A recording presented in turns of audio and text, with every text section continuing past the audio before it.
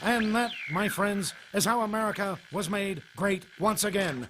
Breaking at this hour, Jimmy Sengenberger is currently at the crossroads of politics and economics. Radio broadcaster master, now the celeb on the web. He's the smarty of the party. He's in cahoots with the grassroots. Jimmy at the Crossroads brings you thought-provoking commentary, hard-hitting interviews, original satire, and the best bumper music known to man. Jimmy at the Crossroads! Gonna talk money, gonna talk politics. Great for all generations. Oh, what a great mix, I said. Gonna talk money, gonna talk politics. Great for all generations. Oh, what a great mix. I got Jimmy at the Crossroads, making sense out of nonsense. People want answers, they want to understand. They come to the crossroads and Jimmy gives them the plan. I said, gonna talk money, gonna talk politics.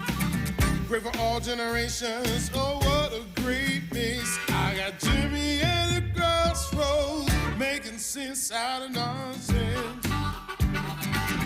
Come on, Jimmy, what you got?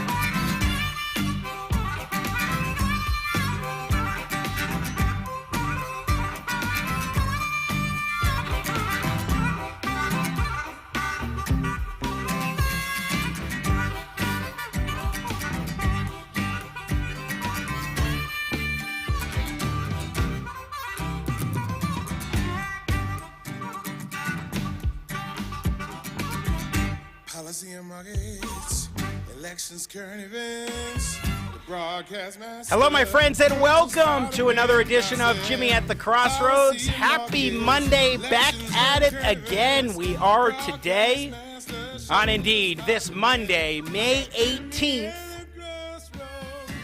2020. Such a pleasure and a privilege to be with you today. Thanks so much for joining us. If you want to be a part of the festivities, please feel free to tweet at me 24/7, 365 at Sang Center. That's Sang with an E, not an A, Center on Twitter. You can also go ahead and email me via two different locations, jimmyatthecrossroads.com or jimmysengenberger.com. Remember, there's no A, there's no I, there's no U in Sengenberger. It's all E's all the time. And, of course, be sure to subscribe to the YouTube channel if you haven't done so already, youtube.com/JimmyAtTheCrossroads, as well as to my Facebook page, Jimmy Sengenberger Media Personality, or facebook.com/Jimmy Sengenberger Pro. And then also, you can go ahead and please, in fact, I encourage it, to follow, subscribe, and like the Washington Examiner on YouTube, Facebook, and Twitter. They are, of course, our partners here on Jimmy at the Crossroads. And while you're at it, log on to WashingtonExaminer.com. Bookmark this site so you can keep tabs on all the important news of the day. Excellent commentary, lots of good stuff at WashingtonExaminer.com. Great show today. In a little while, we will be joined by State Representative Mark Baisley, a Republican in Colorado, which, of course, is my home state. Yesterday, Governor Jared Polis of Colorado was on Fox News Sunday with Chris Wallace, and he was asked by Wallace about the fact that Colorado had been reporting to the public false information, inflated totals of deaths in Colorado about or from COVID-19, at least giving the impression that there were more deaths due to COVID-19 than actually were the case. By almost 300 people, or about a quarter of the total, reduced late last week after this was discovered by Representative Baisley. Question: how common is this across the country? Is this something that states are frequently doing and providing that information, as Polis says, to the CDC? And what does that mean for trust and accountability for politicians who are making these shutdown decisions and saying it must persist into perpetuity in some cases, certain governors saying it must continue, with no end in sight. If you have misinformation being presented by the government to the public, how is the public supposed to trust the decisions that their elected officials and in some cases unelected bureaucrats are making on their behalf as far as shutting things down? If you can't trust that the information they're providing in terms of death counts is accurate, what does that mean for everything else in terms of trust?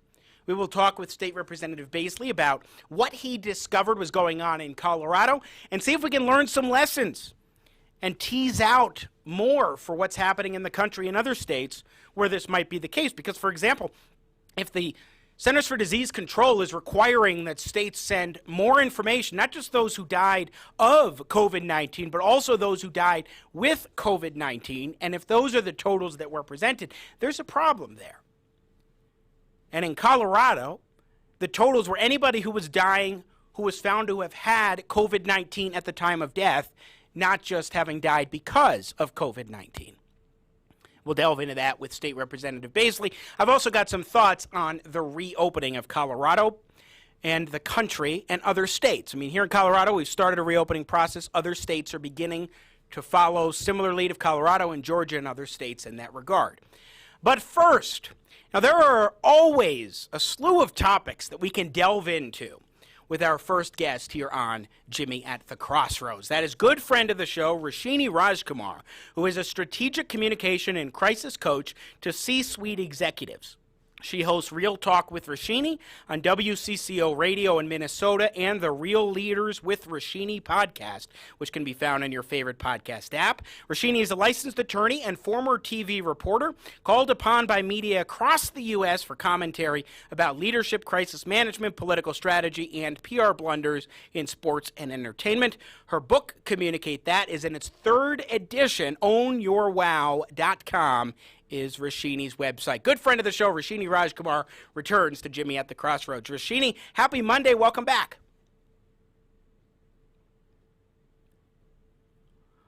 I'm sorry. For one moment, I'm not hearing you there, Roshini. Nathan's working on that. We're double checking too on microphone situation and making sure we've got everything set up here. Ready to go. Once again, Roshini Rajkumar joining us. Still cannot hear you quite yet, Roshini.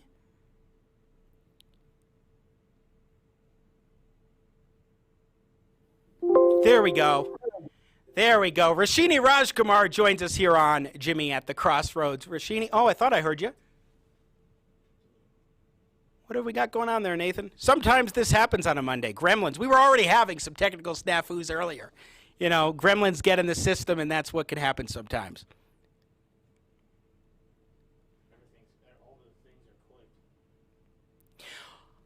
All right, Nathan, why don't we drop in one of our video break snippets? And, I want to see some auditions for announcer of Jimmy at the Crossroads. I would like to see what's going on. Who is auditioning to be the new announcer, maybe to replace Nathan's golden voice at times when he comes on? We'll find out who some of these people are here on Jimmy at the Crossroads. Stay with us. Okay, welcome to the auditions for the official voice of Jimmy at the Crossroads. Name, please? Kermit the Frog. Okay, go ahead. Hi-oh, Jimmy the show host here. Next. Next. I told you they wouldn't go for it, Froggy. Hiya! And you are? Stewie Griffin. Can you sing a bumper song? Oh, absolutely. La la la la, la la la la. This is so beneath me. Thank you. Okay, next, previous experience in voice work. I was a duck. Next. Affleck. Okay, Dr. Evil, you're up. Okay, everyone. Welcome to Jimmy at the frickin' Crossroads. We invite you to watch for $1 billion. Mr. Simpson. Wait. Mr. Simpson. Who's talking? Mr. Simpson. What? Over here. Oh, hey. Let's hear the announcer voice. I can't do an announcer voice. Oh, but I can do Mr. Burns. Announcer guy, eh? Excellent. George W. Bush. I'm here to auditionify for the announcerification process there for Jimmy Mushroomburger. It's Sengenberger. Jimmy In-N-Out Burger. Next. And you are? The name is Doc Brown. Okay, go ahead, please. Welcome back to the Crossroads. I love your enthusiasm. When can you start? Last year.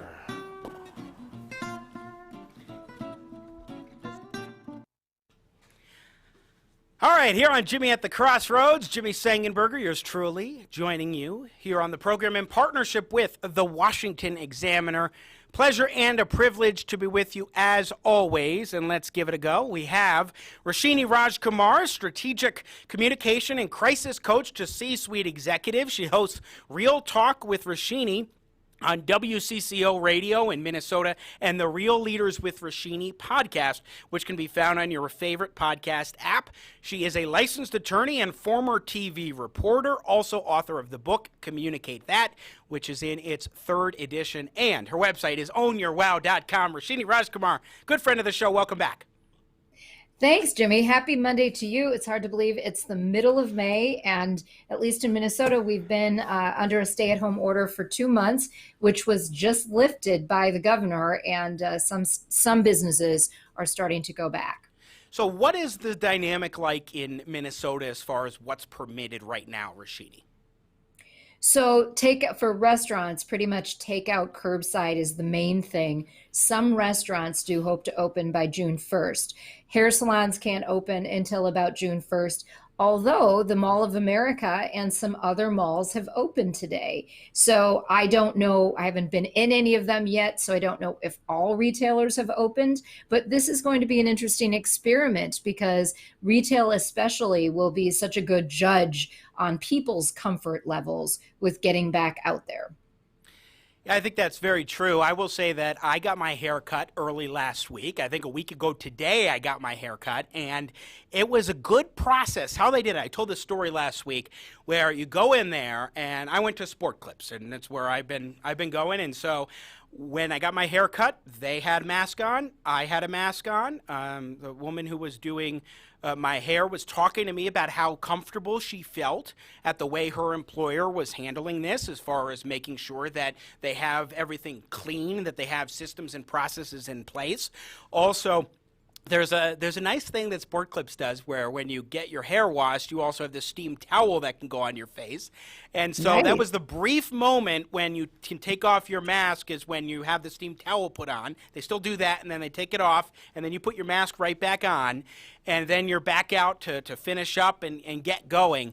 And I felt comfortable, especially because the people working there felt relieved to be back to work, and they felt comfortable with everything that was going on, how they were structuring it. I think it can be done sooner than June 1st in Minnesota. Right. And I know, I mean, my hairstylist and I have been in touch. We text, because at one time they thought they were going to be able to go back today, but that was then extended out. So they are ready to go. They're so ready to see people. And it's interesting because some of the small businesses have actually opened. Several of them actually sued our governor for the right to reopen over the last few weeks. So I don't know if that went into the lifting of the stay-at-home and the allowing of several businesses to go back. But, here's the thing, and I don't know if you're finding this in Colorado, but in Minnesota, even and in other states, as you see the reports, it seems pretty inconsistent. The size of the business, the type of business, that's where I think it gets a little difficult to pass that straight face argument when it comes to reopening.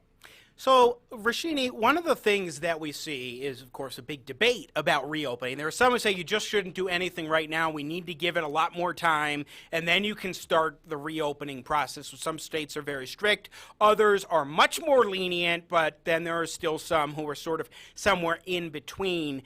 And then in terms of the debate, I mean, you've got the Trump administration saying some things, some of their health officials differing from what the president and his senior people in the White House are saying.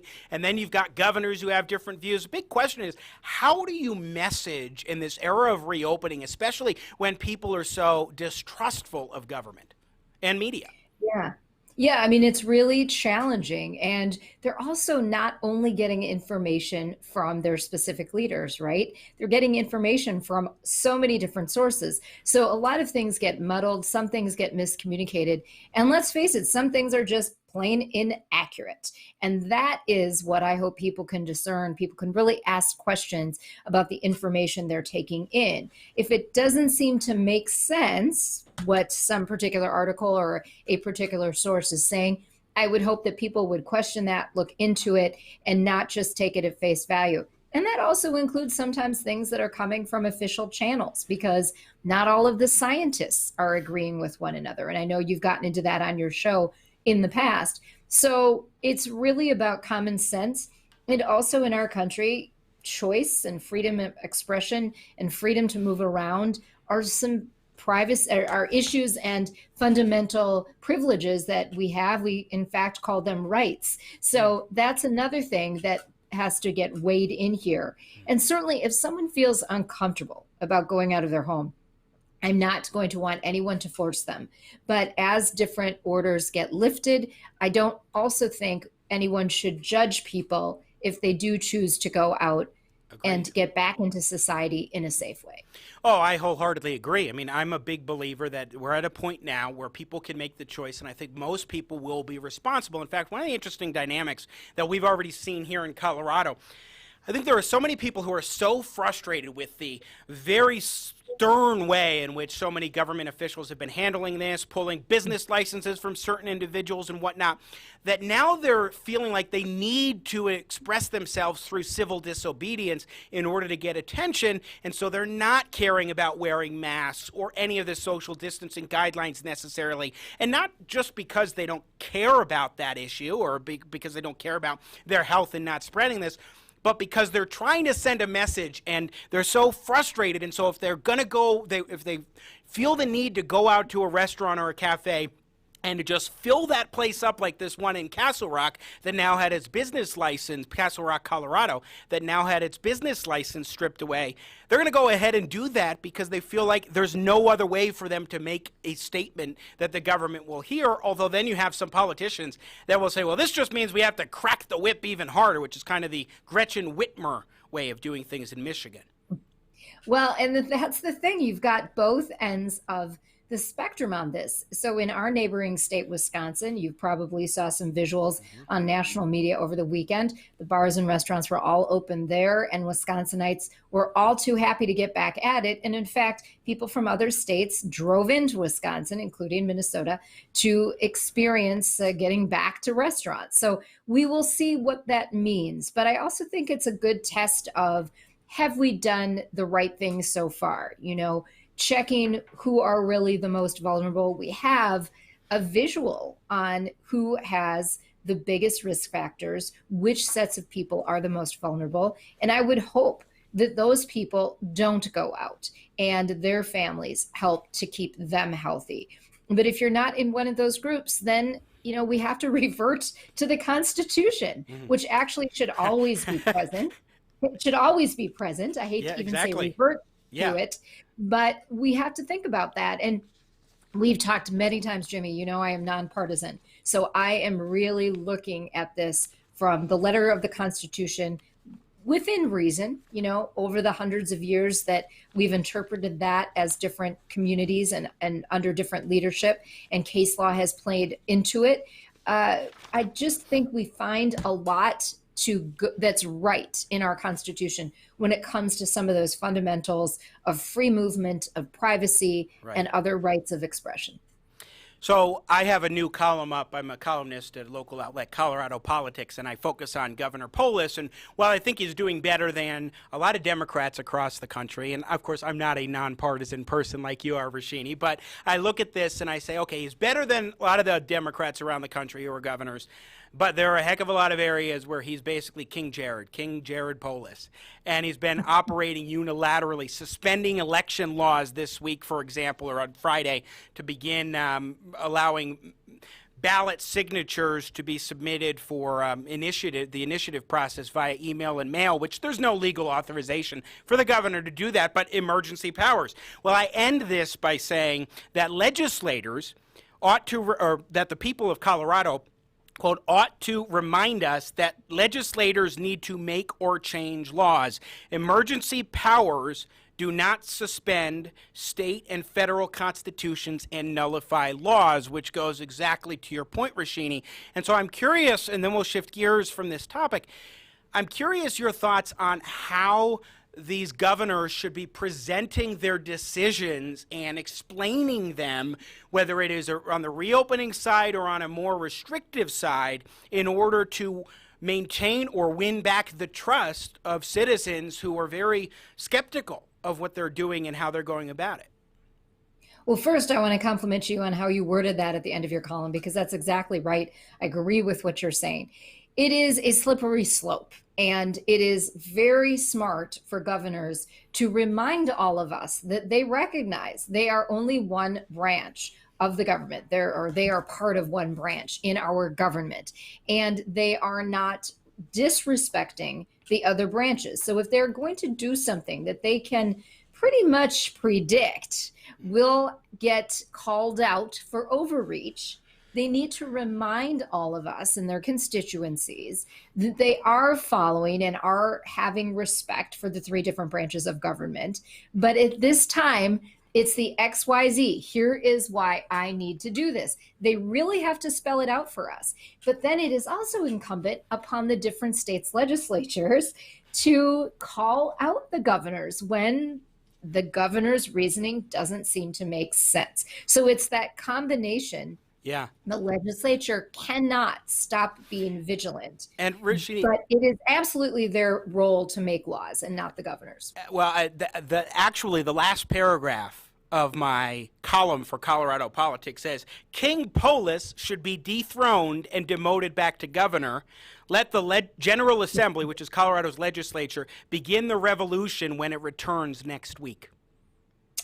Very well stated. I mean, again, there are certain things that I think we can all agree are emergencies. And I just don't know if we are at that same heightened level. In fact, I don't really think we are at that same heightened level that we were in March and early April, when we didn't know as much as we know now.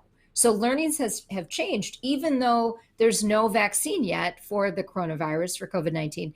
We do have more information and we do have more protection against it. So that should then warrant us to change our behavior. So let's shift gears here. Roshini Rajkumar, our guest, strategic communication and crisis coach. You've seen it. Last Thursday, we had some fun here on Jimmy at the Crossroads when none other than billionaire investor, Shark Tank co-host, and Dallas Mavericks owner Mark Cuban joined the program. And I want to play a snippet on it from that interview and then get your reaction, because there was a point about halfway in, a little less than halfway in, where I started pressing him on some of his ideas. And at one point, sparks flew just a little bit. I just don't have that kind of trust and faith in the federal government to do those sorts of programs. We gotta let dogma go, Well, but it's not just about dogma. It's about practicality. And we've seen countries across the globe. Yeah, so Jimmy, you're an entrepreneur. I'll give you the alternative. You're an entrepreneur. Sure. You've got to create 30 million jobs over 3 years. Yeah. Tell me what companies can do that. So first tell me of what all, 20 or 50 or 100 companies can do that. I can't tell you a specific companies that can do that because I don't know. In fact, or investors. But what I the don't, greatest investors of right. all time. Well, but I don't presume to think that I know who's going to be the best investor, the best company to do that. Just as I don't think the government is that I can presume that the government's going to be effective to do it. I think if you start reopening, which isn't going to be an instant process, because you do have, of course, you have a situation with reopening where not everybody's going to go to restaurants, not everybody's going to go to movie theaters and so forth. But if you begin that process and allow people to start their businesses back up and continue to provide some of the assistance that we've been doing, I think that could be much more effective, especially with a deregulatory regime, than having the government do what hasn't worked in the past, in my view. I wish you were right, Jimmy. I really, really wish you were right. And prior to January of 2020, I would agree with you 100 out of 100 times. But this is not what we're facing today.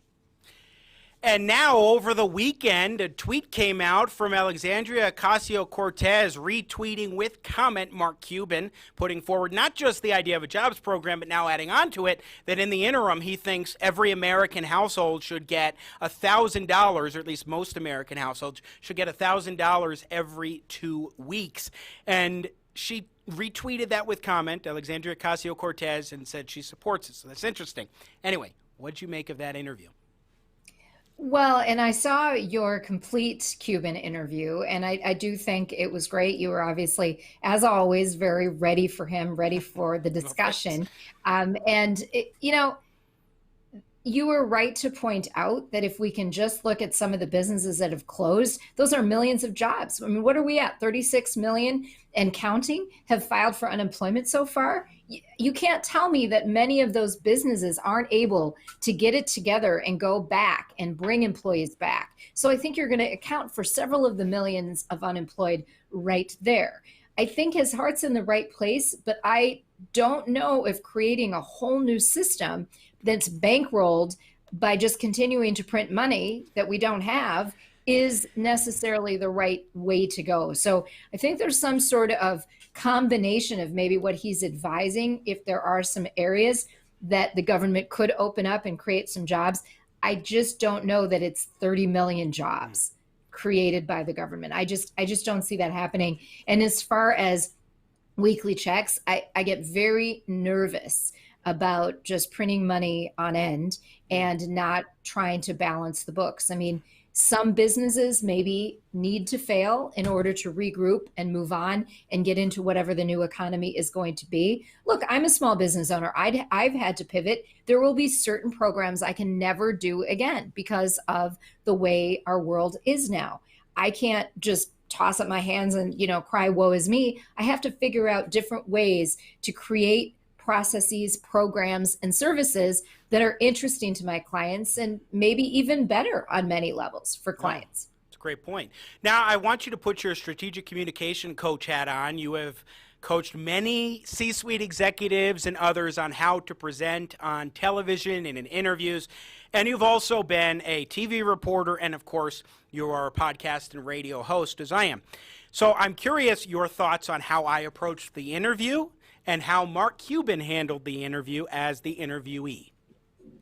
I think you were both great on that front. I don't have any real visual as far as in each of you, your own delivery.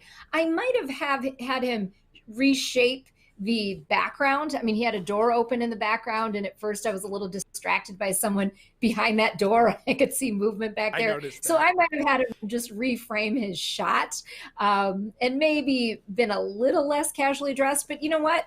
You part of the beauty of that conversation, Jimmy, is that you got Mark Cuban. That's a big get. And you got him in the comfort of his home office. And he was feeling pretty chilled out. And he had, good branding there, the Mavericks t-shirt on. And you guys had a great discussion. It was very enjoyable to watch, both as someone who's known you as a host and has become a friend of mine over the years. But also, I do admire Mark Cuban. I think he's a great businessman. And it was really personally enjoyable for me to watch the two of you in that discussion. And I think we can all gain some really good points from it. Well, I appreciate that. And I very much agree. I mean, the approach I wanted to take was he hasn't gotten any pushback on his ideas. And I vehemently disagree with his position. And I know for a fact that he had fun doing that. After the interview, he told me as much. So it is always encouraging when you have a good conversation. Viewer reaction was just fantastic. I replayed it on my radio show on Saturday. But I also appreciated how he was quick. He was really fast, and some of his debating techniques were just very much on point, which I appreciated as well. So that was a fun interview to do. Yeah, and it's a good lesson, I think, in general for all of us. Sometimes you do have to remember that you don't have 10, 15, 20 minutes. So it's a good process to figure out, how do I communicate what I want to say in 1 or 2 minutes if questions are flying at me. Right. And so it's a really good, I think, would be a good case study for anyone, young people in your world who, I know are very important to you, as a good example of just being quick on your feet.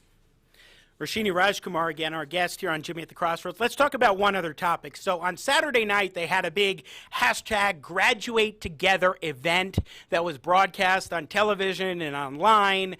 A number of different speakers, some really clever things. I didn't watch it except for President Obama's speech. I didn't watch what went on, but I saw video while I was broadcasting my radio show live. I saw what was going on TV, so it was pretty clever what they had going on.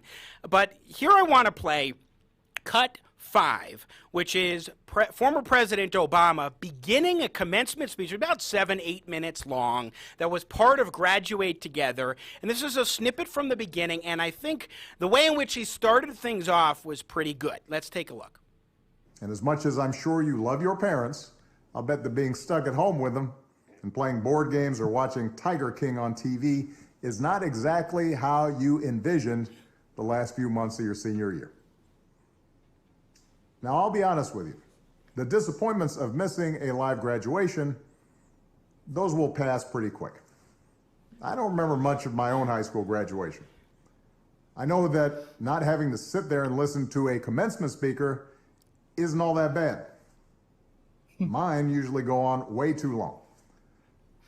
Also, not that many people look great in those caps, especially if you have big ears like me.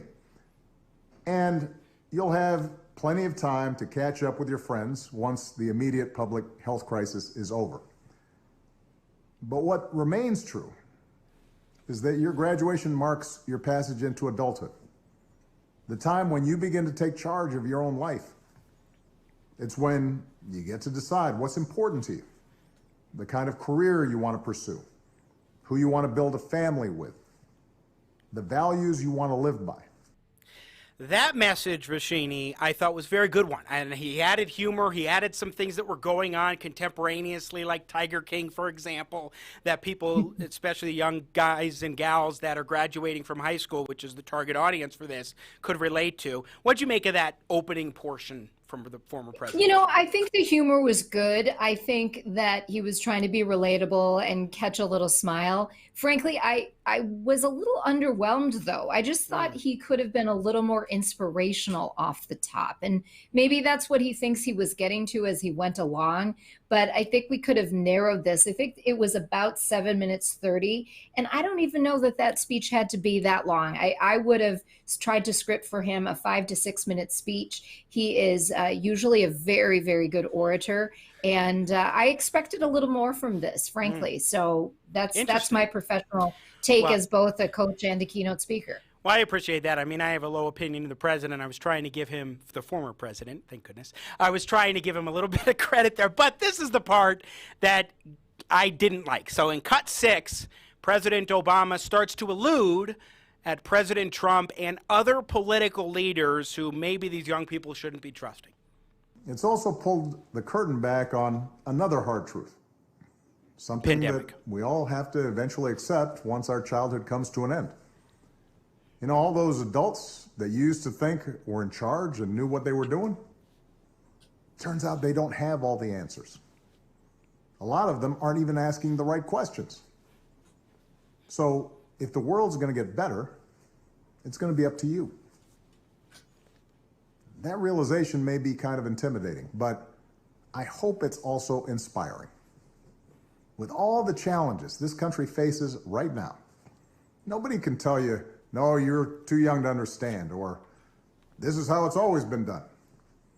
Because with so much uncertainty, with everything suddenly up for grabs, this is your generation's world to shape. Since I'm one of the old guys, I won't tell you what to do with this power that rests in your hands, but I'll leave you with 3 quick pieces of advice.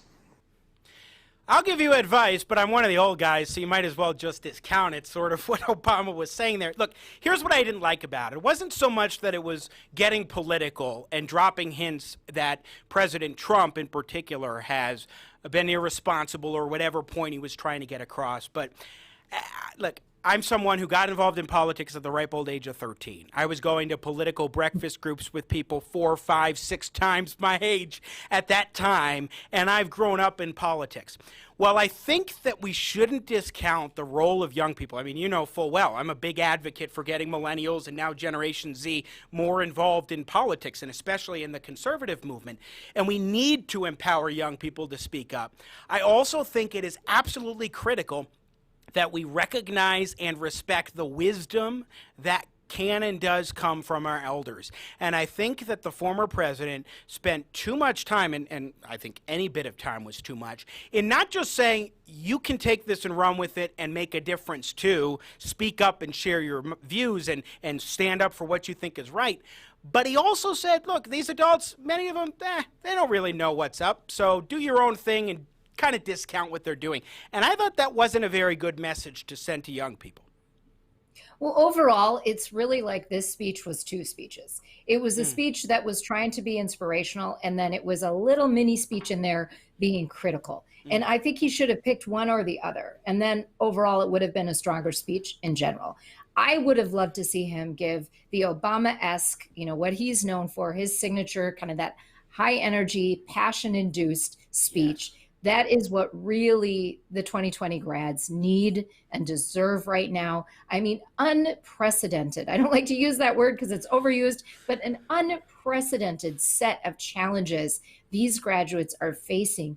And yet they're rising above the malaise and the real confusion and distortion of their final months of their senior years of whichever schooling they're in. So I really wanted to see more of a powerful and passionate, inspirational speech. And instead we got kind of two speeches mashed together into one that I don't know was quite as resonant as I would have expected. Because let's face it, there are certain people who speak, Jimmy, when they get up, you hear they're about to speak, you're just assuming they're going to be a 10, right? And Obama is one of those, regardless of your politics. I think most people would agree with that. And this was a letdown for me. I did not watch it live myself. I had other things going on Saturday night. I was really glad that ceremony was happening. I caught some of the musical acts going on. I mean, they were really doing some things to try to honor these students, and I applaud the effort. But I did watch it its entirety on tape. And I was disappointed in what it could have been. It's interesting because you went at it from a few different angles, as I would expect, Roshini Rajkumar, and the two biggest things that I gather are, one, it was two speeches in one, so that hurt the message, so it wasn't as strong for these young people. And I think he should have chosen the first one. Then get watered down. I mean, if you're going to attack current leadership, go on and attack. Which I don't think you should do in a nationwide commencement address like that as the former president. He's doing too much attacking of the current president, in my view, anyway. But that's the one. And then on the other end, it's also the delivery. But one of the challenges, I think, for his delivery, and final thought here, is that when you're not speaking in front of an audience, as he's used to doing when he gives those powerhouse speeches, and you're just on camera like that, it is a little hard to fully bring it. But at the same time, I now do a show on camera every day of the week, and sometimes I do monologues where I get very impassioned. It can absolutely be done. Yeah, and that is the challenge, to fully bring it. But he wasn't born yesterday. He is who he is, and he has the ability to bring it. And he didn't in that speech. And, that's not going to ruin graduation for these millions of students. But that's just my take as someone who is very particular when I'm prepping people for speeches like that, as well as debriefing with them. Because the whole intent of a speech like that is to inspire. That is the intent. And it's unfortunate for the graduates, and surprising, actually, coming from the former president, that he didn't hit a 10 with this one. Yeah, no, that's true. Remember, he's the guy in 2004 at the Democratic National Convention who wowed the crowd, and that led him to becoming president of the United States in the 2008 election. Roshini Rajkumar, check out our website, ownyourwow.com. Always great to check in with you, my friend. Thanks for joining us. Thank you, Jimmy. And a really quick note, anyone who wants some inspiration, go back to the 1984 Democratic Convention. I was very young. I was very inspired by the then governor. I don't even know if he was governor at the time, but Mario Cuomo. It was an absolutely stellar speech, and anyone can learn. It's a masterclass in a keynote speech. So I haven't actually watched that. I know my mother doesn't like Mario Cuomo, and the reason she doesn't is because every time she became of drinking age, he moved the drinking age up. So, I mean, little things like that will stick with you the rest of your life. Very personal for her. Exactly, because she lived in upstate New York. So, all right, Roshini, thank you so much. Roshini Rajkumar, everybody, once again joining us here on Jimmy at the Crossroads. So great to get her opinion, as always, on a variety of topics, especially that presentation of Obama and the stylistic aspects, and same thing with my interview with Mark Cuban. In just a little bit, we will be joined by State Representative of Colorado, Mark Baisley, to respond to Governor Jared Polis's interview on Fox News Sunday yesterday. Colorado had been inflating numbers of the death count in this state. Are other states doing the same thing? What's going on here? What was the basis for this? What should other states be watching out for? We'll talk with the state representative who discovered that this was going on, Mark Baisley, coming up in a bit. And I've got some thoughts on the economic aspects of things when we return here on Jimmy at the Crossroads in just a matter of moments. And first, of course, we have now the further future adventures of Starship Winkler as we march along on Jimmy at the Crossroads, coming to you in partnership with the Washington Examiner. And now, the further future adventures of Starship Winkler. Thanks for coming to this medical convention with me, Captain. You're a true friend. You promised there'd be green women. Well, I'd like you to meet some of my colleagues. This is Dr. Scholes, podiatrist. How do you do? And this is Dr. Pepper. Gesundheit. Oh, and here comes Dr. Phil. He's a psychiatrist. Well, every pancake has two sides. And You're right, Doc. He is boring. I'm right here. And this is Dr. Spock, child psychologist. Goodgy. And of course, this is Dr. Octopus. Oh, hello. How do you do? How do you do? How do you do? Hi, give me five. Pleased to meet you. Give me five. How do you do? You do. So, Doc Ock, what's your field? I am a proctologist. Oh, I wish I hadn't shaken all 8 hands. Well, did the captain bring enough hand sanitizer? Tune in next time when we hear... And this is Dr. Quinn, medicine woman. Finally, a woman. Hey, how are ya? Hey, how are ya? Hey, how are ya? Ugh. On Starship Winkler.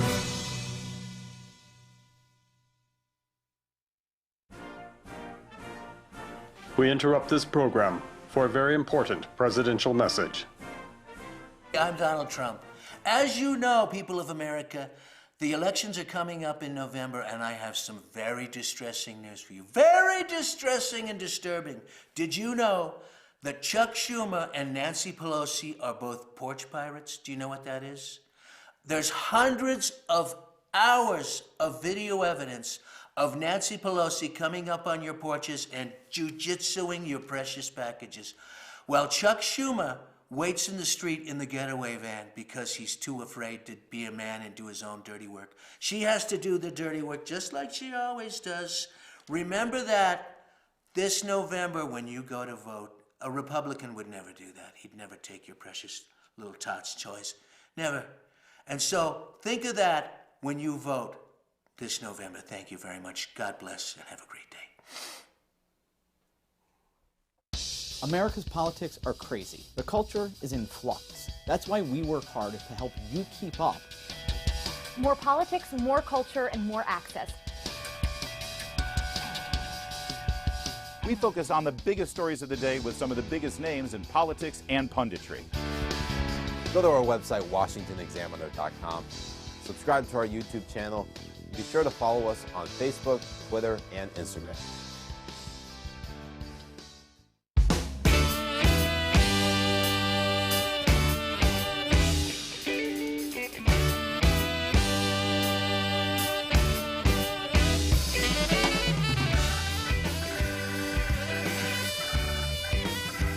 And ladies and gentlemen, let's get back to your host of the Crossroads, Jimmy Sengenberger.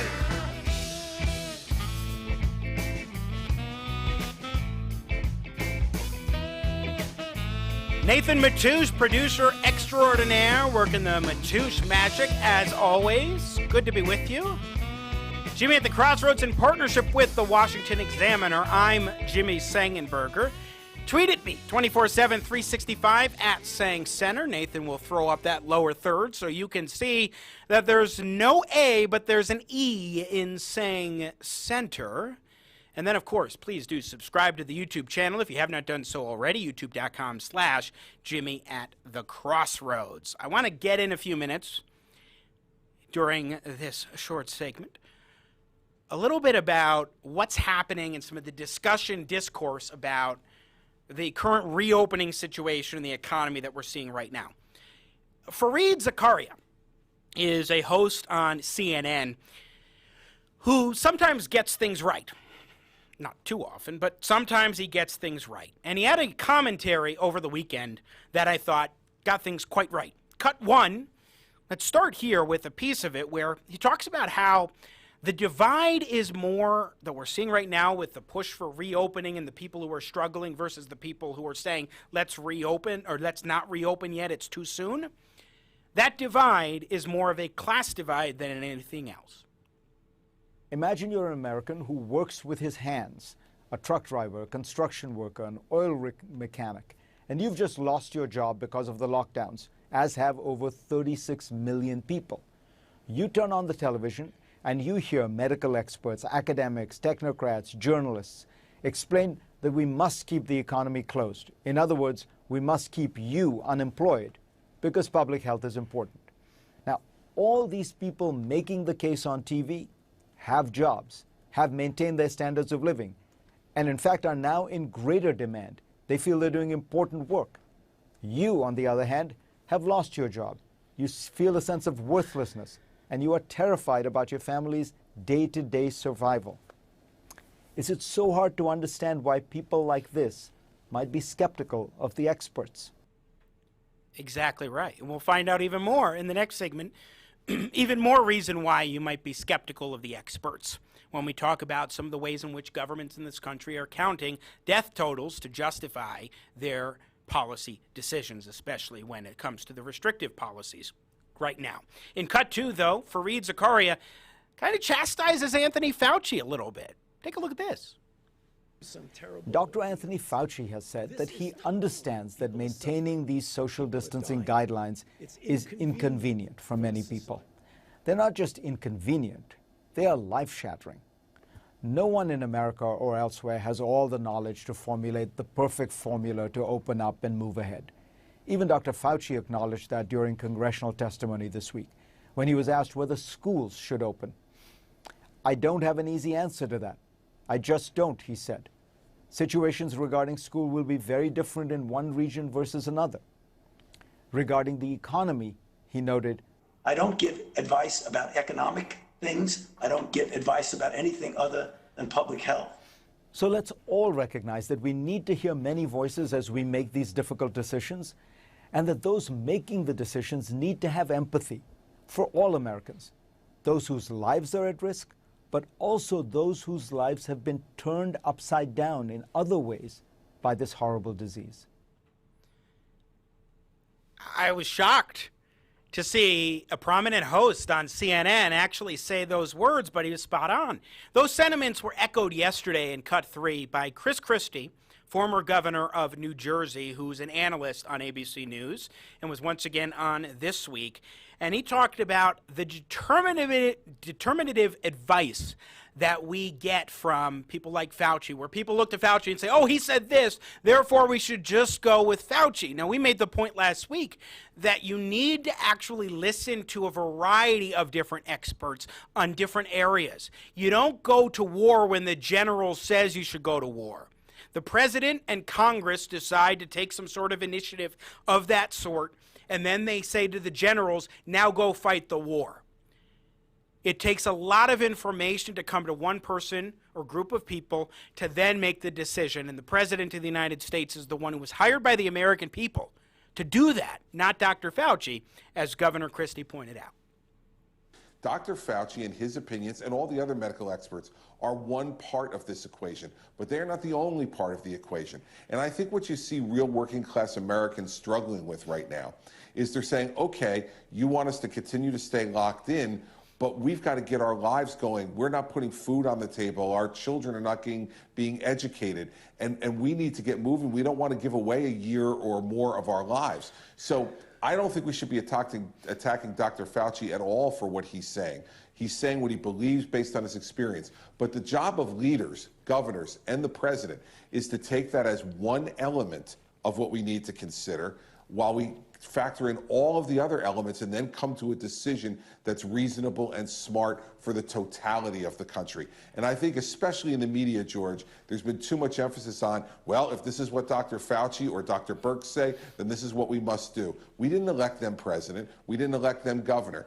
Their voices are important, but their voices cannot be determinative. Exactly. You can't just look to one man who admits that he can't actually make recommendations on the economy because it's not his area of specialty.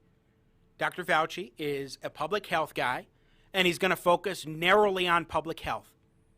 He's not going to talk about, or at least talk about much, all the other societal and economic implications of what he's recommended.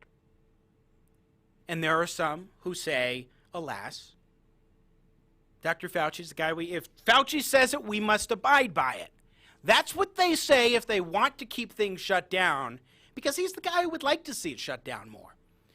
And so they appeal to that authority, that source of authority, in presenting to the American people or individuals and states why they shouldn't reopen yet.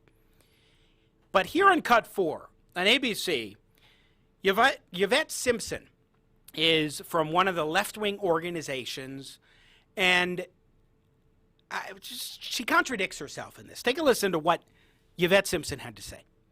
You know, I'm in Ohio, and I want to make sure I respond to what Sarah said. So we reopened on Friday, and automatically people started violating social distancing in restaurants. People were not doing what they were supposed to do. They were not wearing masks. And we have to remember that nearly 100,000 people have died from this disease. Nearly 100,000. That's with social distancing, with staying in place. What do we expect is going to happen with a fast reopening, right? People who are dead, people who have died, are not income producers. They cannot produce income. They are not taxpayers. Building an economy around a strategy where people are dying doesn't sound like a long-term strategy for me. And I don't even believe that people, certainly people that I talk to across the country, have the security to believe that they want to even spend $1. So we're talking about reopening so that people can get haircuts, so that people will go to restaurants. If I don't know whether I can pay rent next month, I'm not going to feel confident enough to spend money. So I think the balance should be on safety first. And so if our medical experts are saying, we're not ready, we're going to see a big spike, we're going to see a resurgence, we're going to all be back locked down in just a few months, and we're going to lose a lot of people in the process.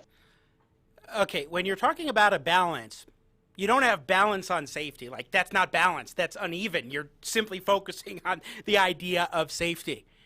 And Ben Franklin, I think it was, had that quote about those who have, want liberty or safety deserve neither.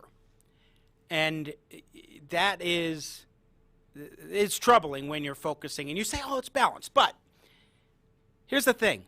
On the one hand, Yvette Simpson of Democracy for America, a left-wing group, says people aren't going to want to go out and spend money because they're not certain. But then she points to Wisconsin and says, oh, a heck of a lot of people went out. That's a direct contradiction on her part. Which is it? Are you going to highlight that people are going out, or are you going to highlight that, no, people aren't actually going to spend money? I think it's going to be mixed. You're going to see both. You're going to see some people decide to go out. You're going to see other people say, I'm going to wait a little bit longer. Give them that opportunity to make the choice. But also, she says something very interesting here. The dead are not income producers. You don't produce income in an economy. You produce wealth, things of substantive value. This goes to some of what we were talking about with Mark Cuban last Thursday. You produce wealth in order to prosper in an economy. Income is just dollars. Now, of course, you want people to earn an income from work that's productive, and then that helps to get the economic years rolling again. But nobody, not even living people, produce income. You produce wealth, things of value, and then you exchange it in an economy. And she says, we don't want to build an economy around people who are dying. Well, but you can't just have everybody shelter in place and put their lives indefinitely on hold. We heard Fareed Zakaria make that exact point brilliantly, very effectively, just a moment ago. The logic is, it's truly messed up in many ways. The kind of logic that Yvette Simpson and Governor Gretchen Whitmer of Michigan and others have been taking on. It's this elitist mindset that we just need to keep everybody shut down until we think it's okay, because otherwise we might have to shelter in place again. No, you don't. There is nothing that says that you have to reinstitute this policy in the future. Nothing at all. Baseless points, false claims, and some absurd claims by Yvette Simpson and many others. It's time to just buckle down on reopening plans and get things moving again. In just a few moments, we will be joined by Colorado State Representative Mark Baisley about Governor Jared Polis's interview yesterday on Fox News Sunday, where Governor Polis answered a question, rather interestingly, about the adjusted death count being reported by Colorado. Representative Baisley discovered discrepancies. Notice that Colorado's death count was including nearly 300 people, or 25% of the total, that had died with COVID-19 at the time of death, but not because of COVID-19, and yet they were counted among the death totals. We'll talk with Representative Baisley about that and see if maybe this is something going on in other states as well. Here on Jimmy at the Crossroads, in partnership with the Washington Examiner. Hi, Tom. Gee, you look terrible. I feel terrible.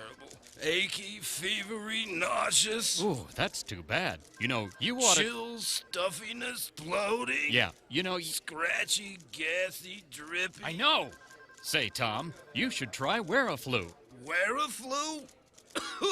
Wearaflu is the only medication that actually takes your flu symptoms and hides them at various places inside your body, so that by the time your body finds them all, your flu is gone.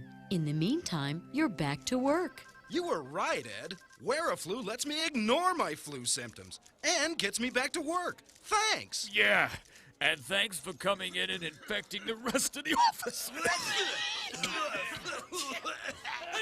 Come out wherever you are with Wearaflu. Take as directed.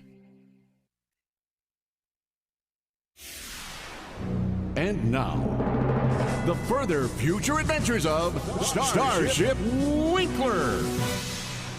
The captain and the ship's doctor are attending a medical convention. And that's how gigawatts can be used to cure chronic incontinence. Thank you. And now I'd like to send everybody back to the buffet line. Nice speech there, Doc. Yes, nice speech. Ooh, it's time for the keynote speaker. So, which doctor is speaking first? Doctor who? The doctor speaking first. Who? The guy on first? Who? What's the name of the doctor speaking first? Who's on first? I don't know. That's why I'm asking you. Well, tune in next time when we hear Third Base on Starship Winkler.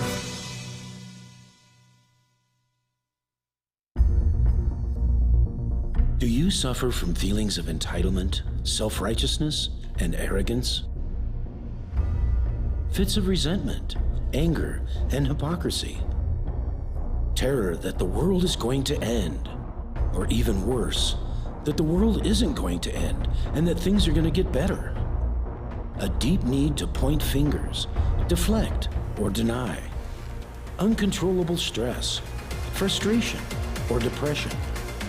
Fear of recession, fear of no recession? Then you may have PTDS, or President Trump Derangement Syndrome. Fortunately, there's new Magatol, the proven cure for PTDS. Just one Magatol a day realigns your sensibilities by bypassing erratic brain signals to amplify the logic receptors. Talk to your Obamacare doctor today to see if Magatol is right for you. Recommended dose of reality is at least once daily. Warning snowflakes.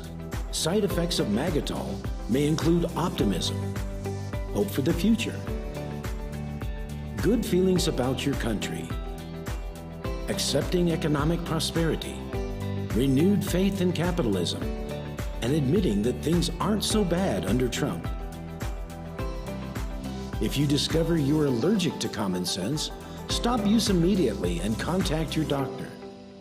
Relax. Breathe. It's Magotol.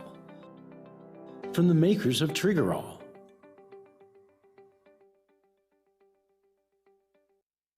Breaking at this hour, Jimmy Sengenberger is currently at the crossroads of politics and economics. Certainly we want to be safe. We want our fellow citizens to be safe. But there is never a time to short-skirt the Bill of Rights. I got Jimmy at the crossroads, making sense out of nonsense.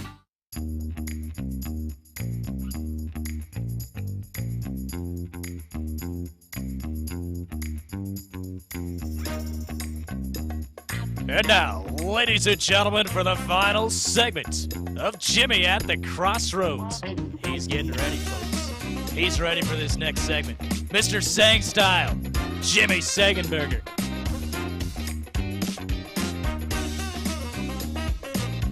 My thanks once again to Nathan Matoush, producer extraordinaire. I am Jimmy Sengenberger. Welcome back to Jimmy at the Crossroads, in partnership with the Washington Examiner. Thanks so much for joining us on this Monday, May 18th. We are now decidedly more than halfway through the month of May.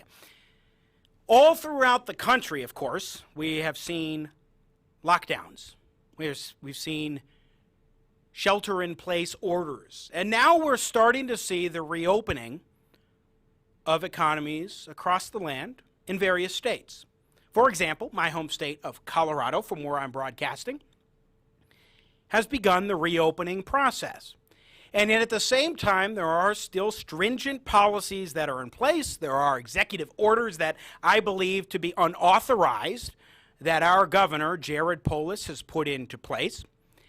And there are other things of deep concern going on to numerous Coloradans. We're even seeing people who are small business owners losing their business licenses because of government edicts. Edicts and decisions and executive orders that have been based on faulty information.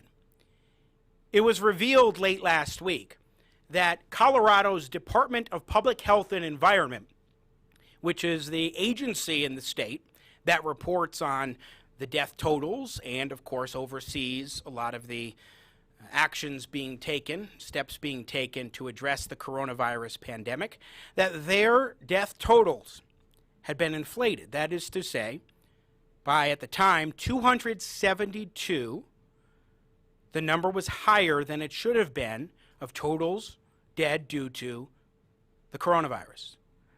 That is to say, the number included 272, it was 1,150 or so. 272 of them were people who died with COVID-19 in their systems at the time of death, but did not die because of COVID-19. That is about 24% of the total.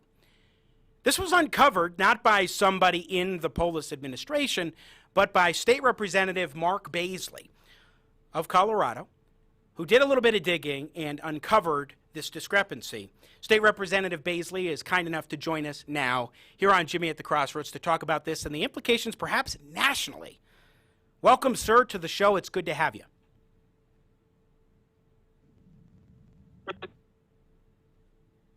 Oh.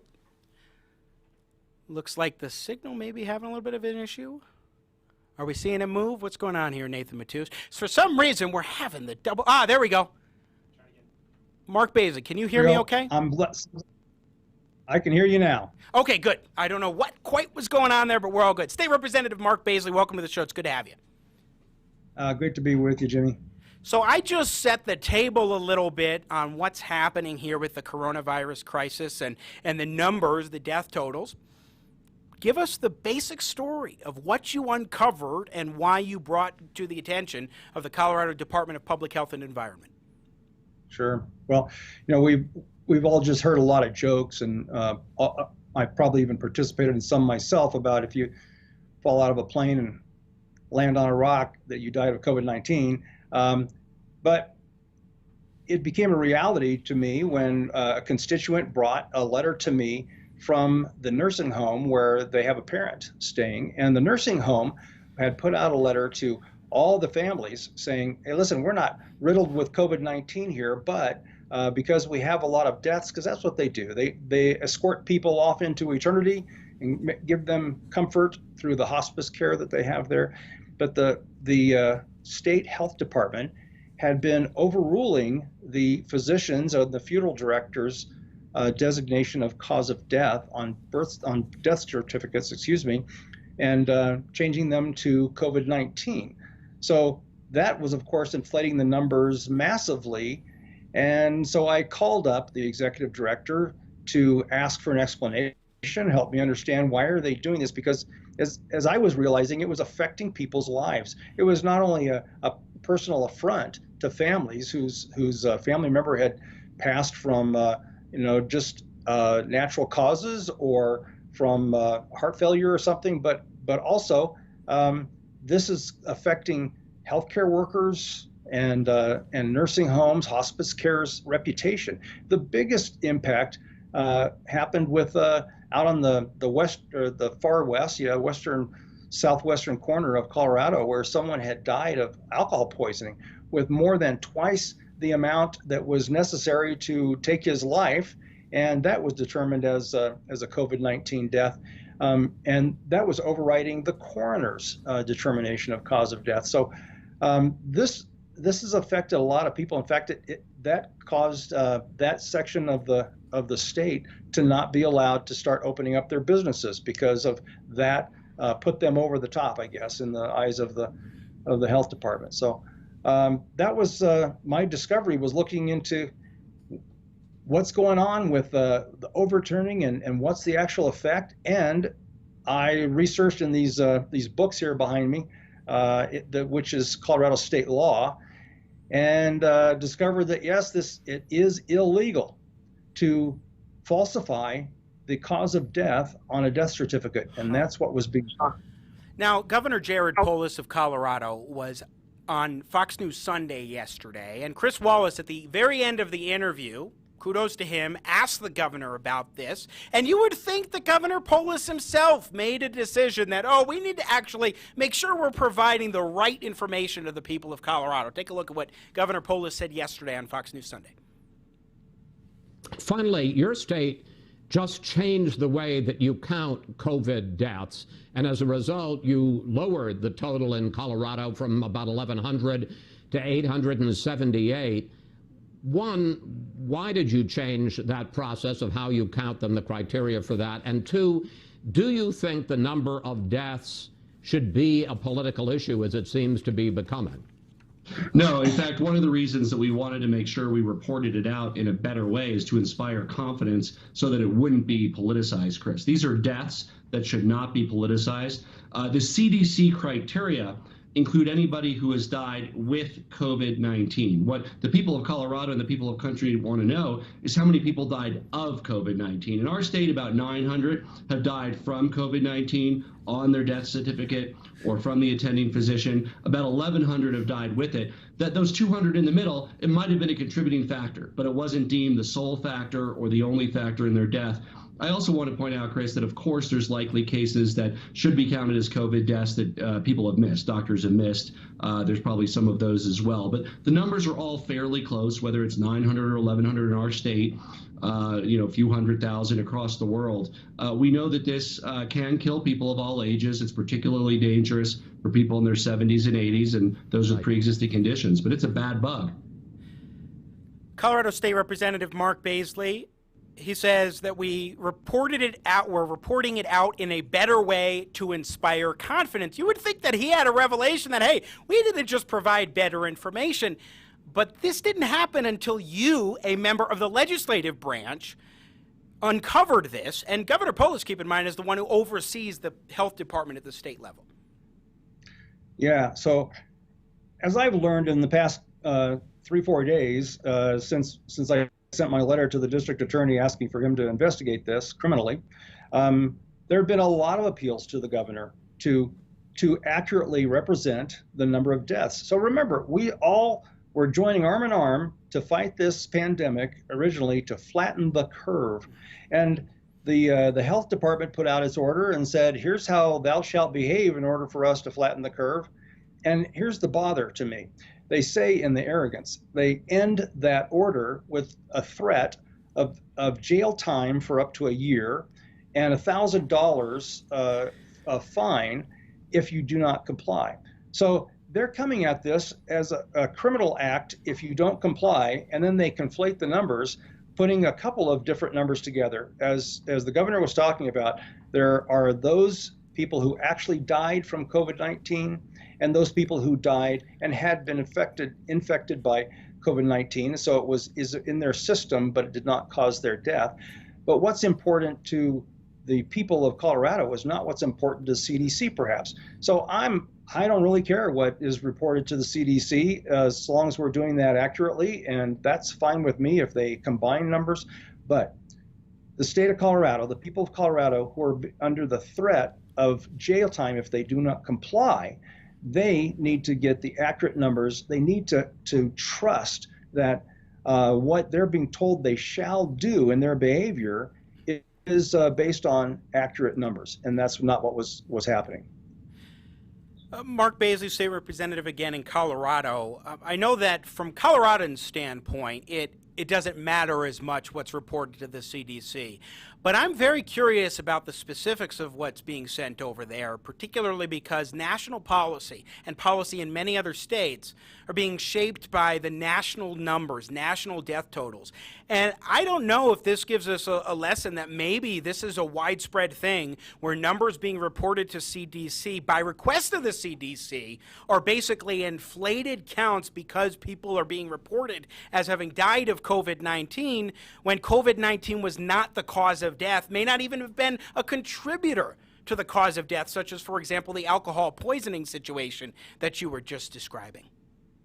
So, Jimmy, I spent some time on CDC's website this morning looking at not only Colorado's numbers that have now been modified to show that we stand now at 878 confirmed COVID-19 deaths, which, by the way, that number has not changed for the past 4 days, while the number of overall deaths, or deaths that included COVID-19, that has gone up on average about 42 people per day. So that's quite a number. But when I look and compare to all the other states that are reporting, then our numbers are kind of similar to where it's about a 30 and sometimes 50% difference between the numbers of people died directly from COVID-19 and those who were died and also had COVID-19 in their blood. Then so the numbers are similar, and I think it is a problem across the U.S. because especially in the blue states, and ours, I like to think it's still got a purple tinge to it, but pretty blue right now. And those folks that want to keep their thumb on the folk and on our behavior and keep us in our homes and keep people out of restaurants and so on, it justifies their behavior if their numbers are higher than they actually are. Yeah, when it comes to COVID-19 deaths, I'm looking at a graph here from the Colorado Department of Public Health and Environment. And on one side, and I wish I'd put up this image before, deaths caused by COVID-19. That's what Colorado is now going to be presenting to the people of the state. But then deaths among people who had COVID-19 at the time of death, causes may or may not have been COVID-19, report to CDC. So while this change in the policy will impact what Coloradans are presented with, it's not going to change the numbers, it seems, that the CDC offers, and that's pretty striking to me. Right, and there's another little detail that I discovered this morning, and that was while looking at the CDC website. Are those numbers inappropriately, are those death certificates, that's the real crime, because that's specifically the state statute, is you cannot falsify the information on a death certificate. No person is allowed to do that without committing a crime. And the CDC website says that their numbers that they are tallying up are taken directly from the death certificates that are submitted to the CDC. So, you know, that's where it's coming from. So is there conflation? Yeah, there's some combining of numbers, but it seems to me And then yet to figure this out, and I think the district attorney's office are they're going to be the investigators that figure this out, where the numbers simply put together so that it's we add this column and this column and this column, and we give the more desirable number to tell the public so that they're scared into compliance, or do they actually write on the death certificate, which is what I suspect and what the nursing home suspects or says that they did? Are they changing the death certificates themselves? Because that is simply wrong. I would think that would be wrong in anybody's book. So, if the governor is he's on board now and he's saying, hey, he used the terms, let's not have a bureaucrat sitting behind a desk overturning the determination of death on a death certificate. I'm with him. We shouldn't have done that in the first place. It's like it's too little, too late. He's late to the party. I mean, I posed this question earlier. I referenced my ColoradoPolitics.com column today, where I'm a columnist locally, and I asked the question, so why did it take a state representative in the legislative branch to uncover what an executive branch agency was doing? And so I want to pose the question, and then I've got one other topic I want to ask you about. But on this one, the final question for you is, how would you answer that question? I mean, it seems to me that these numbers were specifically presented to the people of Colorado intentionally inaccurate in order to help undergird some of the more restrictive policies and some of these setting aside of existing laws that Governor Polis has been doing in the state. Well, I think the right answer is that nursing homes especially were afraid, because I have heard from other nursing homes since Friday, since this all broke, or Thursday when it all broke, saying, yeah, me too, hashtag. That has happened to us as well. And I'm calling on them to step forward, because it's affecting their reputation. It's scaring the families from bringing their elderly to them for hospice care, afraid of that place being full of COVID-19 patients when that's not the case. So I asked them to step up, and they're afraid to. So that's why I think it took someone bringing it to my attention. I just simply called on the department to let me know, what are they doing when they ignored me? I just did the digging myself and found that, yeah, this was, and think of this also. Here's something I discovered in these books behind me as well. Who determines cause of death? Well, it is the attending physician, it's the funeral director, it is the coroner in many cases. It's never the state health agency, but for the past 2 months, they have involved themselves like they've never done before historically in overturning the cause of death for hundreds of Coloradans. So this is unprecedented. It's obviously a falsification, and it ought to have happened in the first place. It's absolutely stunning. State Representative of Colorado, Mark Baisley, one more topic here. I want to ask you about the state legislature, because there are a lot of legislatures like Colorado that had basically said, we're stopping session midway because of coronavirus. We don't want to contribute to the spread of the virus. Colorado's General Assembly, which is the name for both the state Senate and the state House, will be returning next Monday. Tell us the mindset at the Capitol of getting things going again, and what insights you can give for other states that may not be reopening their legislatures yet. Sure. So we're actually going to resume a week from tomorrow, Tuesday, just because a week from today is Memorial Day. So we'll skip that one day. We're coming in with a whole new set of priorities, to where with the Democrats having the trifecta in Colorado, there were all of the blue ideas were coming through as bills, of course. Those have all kind of been set aside, because with our $36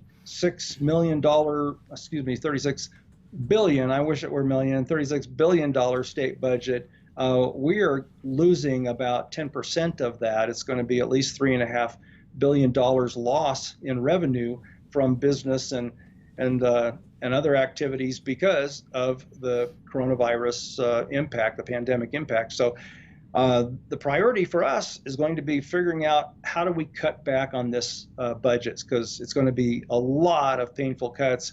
A lot of things that'll go by the wayside that ought to go by the wayside, but it's going to hurt in a lot of other areas. So there will be a lot of camaraderie of us coming together to figure out how do we continue providing the essential services with the new lower amount of revenue coming in.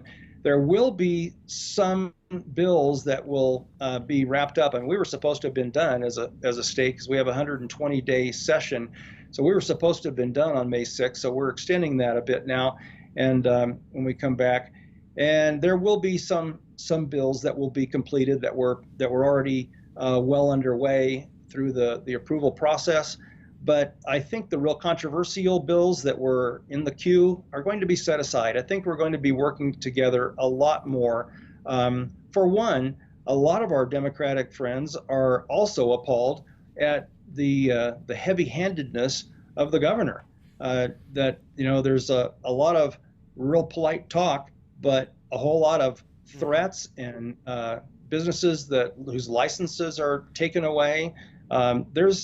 It's a real painful oppression that's going on, and I think everyone's feeling that. Well, and then at the end of the column that I just mentioned that I have for Colorado Politics, again, local publication, actually a sister publication of the Washington Examiner, interestingly enough, I end it by saying King Polis should be dethroned and demoted back to governor. Let the General Assembly begin the revolution when it returns next week. And I hope what you're saying about Democrats will be an indicator that they will push back as well against the governor. But I think a lot of people are also curious how the state legislature in Colorado might be handling the social distancing aspect of all of this, because that's a big concern for people who are figuring out, okay, is our legislature going to open back up? How's public going to be allowed to come in? Lobbyists and so forth. What's the General Assembly in Colorado doing about that, Mark Baisley? It's going to be tough on the public. There will be very little, if any, public access. It'll probably be all accessed by remote, Zoom or whatever streaming that they will be doing, and some allowance for interaction for, public comment and so on. But there will be distancing. So there's two things that are going to happen. We have a gallery, so we have the House floor, and then the Senate has the Senate floor, of course, and then up above, surrounding us, are a lot of seats for the public to come in, and that's the gallery. So they're going to move about half of us up there so that we will be seated every other seat on the House floor. That's one, and then some people are simply not feeling safe enough to be in the room with the rest of us, so a couple of people will work from home via some remote access. That's interesting. That is legislating in a COVID-19 world. It should be fascinating to see how it unfolds from that standpoint, and then what lessons other states can learn, as Colorado, I think, is one of the first legislatures now to return to the business of the people. And hopefully it won't be long-lasting.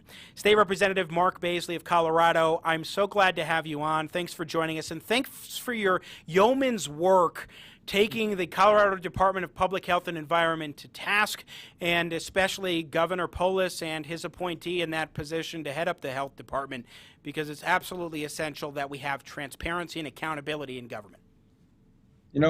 I'll just leave you with this. Those who think that the role of government is to manage the people, they're the ones who are going to push for oppressive acts of forcing people to stay home at the threat of jail and so on. But those of us who understand that the way the founders put this nation together is that government is to ensure the people's right, including their right to pursue happiness. So we have to have that attitude rather than one of managing the people, and we will get there faster. Well said. Thank you, Jimmy. Colorado State Representative Mark Baisley, thank you again, sir, for joining us today here on Jimmy at the Crossroads. I just want to add this, and I made this point before, that there is a lot of distrust, understandably, among people across the country of officials, whether elected or otherwise, who have made decisions and have made those decisions irrespective of the sentiments of the people they represent, whether they were elected to represent or they were appointed in roles to protect the people.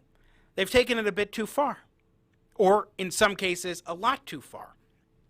And when you're not providing accurate information to your people, and when the CDC, it seems, is requesting inaccurate information to be sent into its hands, there's every reason for people to distrust the government, because they're using a false basis, at least to some extent, for some of these restrictive policies. Now, the pandemic is real. Tens of thousands of Americans have died, for sure. But at the same time, when you're using these numbers as a basis, you need to make sure that you're presenting accurate and truthful information. Because otherwise, the people of these states may never trust you again, or it will take a long time for you to rebuild that trust. The fact that in Colorado, for example, it took a state legislator to find out that the executive branch was falsifying death records in order to boost the death count, it seems, to inflate it, is deeply troubling. And every American in Colorado, across the country, should be looking closely at the numbers and finding out, is this accurate? What numbers are being used? What is the basis for these policies? They cannot abuse the trust of the public just because they are governors or they are public health officials who've been appointed to their position because of areas of expertise. And they must all be held accountable. That is it for us today. I'm Jimmy Sengenberger. Such a pleasure and a privilege to be with you. We got great shows lining up for the course of this week. My thanks again to State Representative Mark Baisley of Colorado, as well as Roshini Rajkumar for joining us today. Plus Nathan Matoush, producer extraordinaire, once again working the Matoush magic, and the Washington Examiner, our partners. Go to WashingtonExaminer.com. Please do subscribe on YouTube if you have not done so already. YouTube.com/Jimmy at the Crossroads, and check out the website JimmyAtTheCrossroads.com. We will be back tomorrow. Have a great day. Stay well. Be healthy. And as always, may God bless America.